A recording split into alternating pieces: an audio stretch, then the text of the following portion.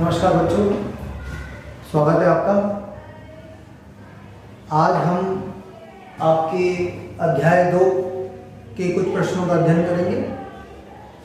और अगर आपने पाठ पढ़ लिया है तो बहुत अच्छी बात है। अगर आपने पाठ नहीं भी पढ़ा है तो भी इन प्रश्नों को आप पढ़कर इस पाठ को अच्छे से समझ पाएंगे और एग्जाम में जब आप इससे संबंधित क्वेश्चन आएंगे तो उनको कर पाएंगे। इस अध्याय की टोटल 3 वीडियो बनाएंगे और ये पहली वीडियो है इस अध्याय की। तो आइए शुरू करते हैं। तो ये जो अध्याय है, पहला प्रश्न हमने यहाँ बनाया है कि इस अध्याय की विधा क्या है। इस अध्याय की विधा क्या है और इसके रचयिता कौन है। तो सबसे पहले मैं विधा बता दूं आपको कि विधा क्या होती है।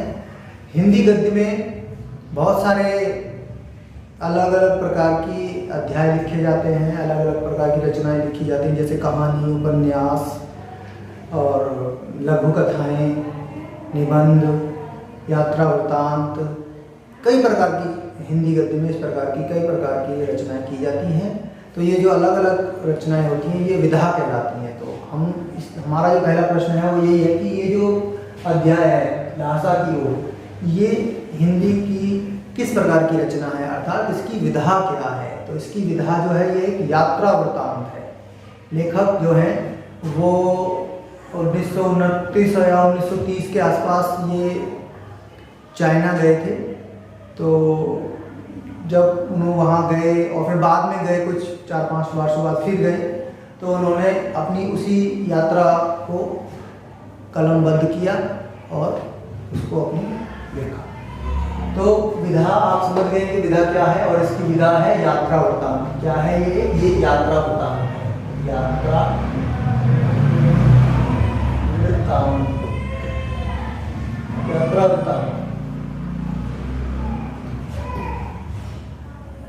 इसके बाद है प्रस्तुत यात्रा वर्णन किस प्रदेश का है। प्रस्तुत यात्रा वर्णन किस प्रदेश का है, क्वेश्चन आ सकता है आपके शॉर्ट क्वेश्चन में। तो याद रखेंगे ये जो लासा जो जगह है ये तिब्बत में है। लासा का पठार भी मशहूर है और ये जो जगह है ये तिब्बत में है। इसके बाद हमारा दूसरा प्रश्न है, तीसरा प्रश्न है फरी कलिम्पोंग क्या है। तो इसका उच्चारण का थोड़ा ध्यान रखेंगे। ये जो ड जैसी जो वर्ण बने हुए हैं ये ड नहीं है, ये क ख ग घ ये वो है। तो इनको हम इसी तरीके से पढ़ेंगे। फरी कलिम्पोंग क्या है। तो फरी कलिम्पोंग वो जगह है, एक रास्ता है जो कि नेपाल और तिब्बत को जोड़ता है। ठीक है, पूछा शॉर्ट क्वेश्चन भी पूछा जा सकता है आप, ये क्या है। ये एक रास्ता है और ये जोड़ता किसको जोड़ता है।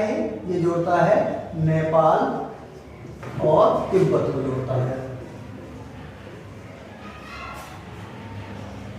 तो नेपाल और तिब्बत को जोड़ता है।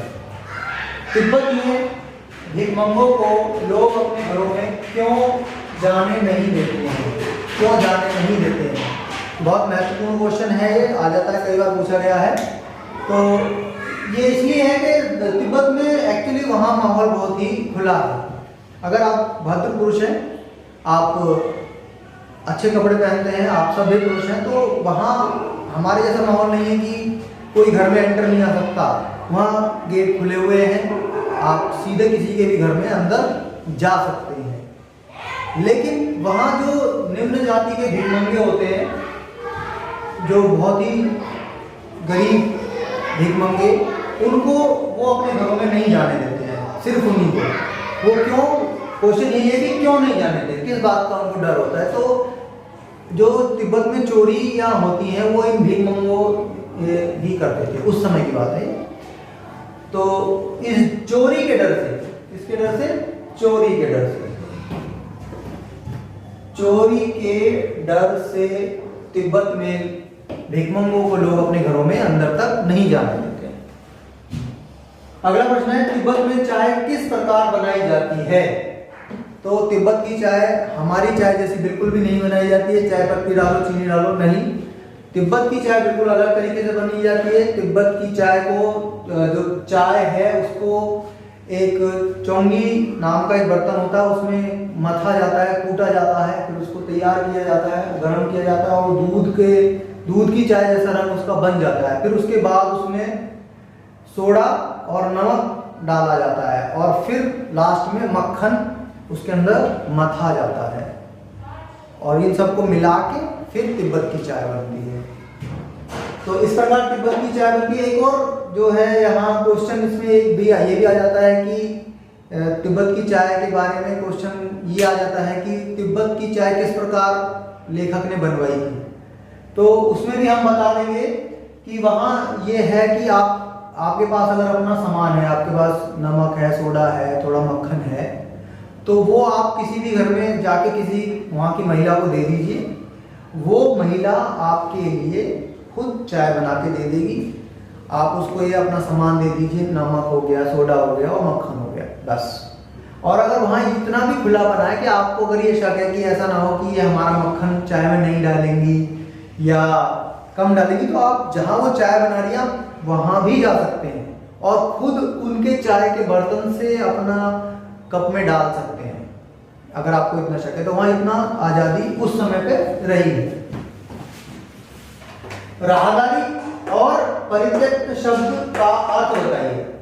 तो ये दोनों शब्द एक ही प्रश्न से जुड़े हुए हैं, इसलिए मैं इसका अर्थ आपको बता रहा हूँ। पहले बताऊंगा परित्यक्त क्या है। परित्यक्त, ये जो शब्द बना है ये त्याग से बना है। किससे बना है? त्याग से बना है परित्यक्त, यानी परि इसमें जोड़ने से ये उपसर्ग जोड़ दिया हमने इसमें। इसका अर्थ है कि कोई ऐसी चीज जिसको हमने छोड़ दिया हो। पहले कभी हम इसको इस्तेमाल करते थे, लेकिन अब हमने उसको त्याग दिया है, छोड़ दिया है। परित्यक्त क्या चीजें थी जिनको परित्यक्त पाठ में आया है? तो ये वो एक रास्ता था जब पहले, अभी फिलहाल में ये जो रास्ता खुला हुआ है फरी कलिंपो, लेकिन जब ये रास्ता बंद था 1929 और 30 के बीच, तब लेखक एक भिखारी के वेश में तिब्बत में घुसा था वहाँ के बारे में जानकारियाँ प्रस्तुत करने के लिए। तो तब ये रास्ता बंद था, तो वो एक पुराने एक रास्ते से गया था नेपाल से होके। वो एक सैनिक रास्ता था। सैनिक रास्ता होने की वजह से वहाँ जगह जगह पर किले थे, जहाँ सैनिकों के अड्डे थे, ऐसा छोटे से किले नुमा मकान बनाए हुए थे। परंतु जब हालात सामान्य हो गए कुछ समय बाद वो किले छोड़ दिए गए, इसीलिए ये परित्यक्त शब्द आया। और अब उन किलों में राहगीर या कुछ किसानों ने उनको अपना आवास बना लिया है, लेकिन कुछ किले अभी भी खाली पड़े हैं जहाँ जो मुसाफिर होते हैं वो वहाँ पर रुकते हैं। तो परित्यक्त एक किला था जिसके अंदर लेखक और उसके साथ गाइड था वो रहता था। अच्छा, ये जो राहदारी शब्द है, ये भी यहीं से आया है कि जब अगली सुबह जब लेखक उस किले से बाहर निकला तो उससे राहदारी मांगी गई अर्थात किराया मांगा गया। तो इसका अर्थ हो जाएगा किराया, साधारण शब्दों में किराया। तो ये दोनों शब्द वहां से आए हैं। इसके बाद अगला हमारा जो प्रश्न बनता है वो सुमति कौन था? सुमति लेखक के साथ जब एक बार तो लेखक भिकमंगों के वेश में गया था 1929-30 के आसपास की बात है। फिर कुछ वर्ष बाद, 5 से 10 वर्ष के बाद जब लेखक दोबारा गया तो वो अपने साथ एक गाइड उसने वहां पे अरेंज किया, उसका नाम था सुमति। और ये सुमति बौद्ध था, एक बौद्ध, और इसका काम है जैसे पंडित होते हैं जो हवन पूजा तावीज वगैरह देते हैं, तो ये वो था। और इसके तिब्बत में बहुत सारे यजमान थे, तो ये उनके लिए भी वहां गया था और ये फिलहाल लेखक के साथ उसका एक गाइड के रूप में गया था सुमति। अगला प्रश्न है इस वीडियो का, जो अंतिम प्रश्न है वो है छंग क्या है? छंग क्या है? छंग ग पूरा हम नहीं बोलते हैं यहाँ, छंग। तो इसका उच्चारण का विशेष ध्यान रखेंगे, छंग, ग नहीं, छंग। तो छंग क्या है? छंग वहां पर मिलने वाली शराब है। एक तरह से एक ऐसी पेय जो जिसमें नशा होता है उसको छंद कहते हैं। तो आज की वीडियो यहीं तक, इसके अगला पार्ट मैं जल्द ही बना के भेजूंगा। धन्यवाद।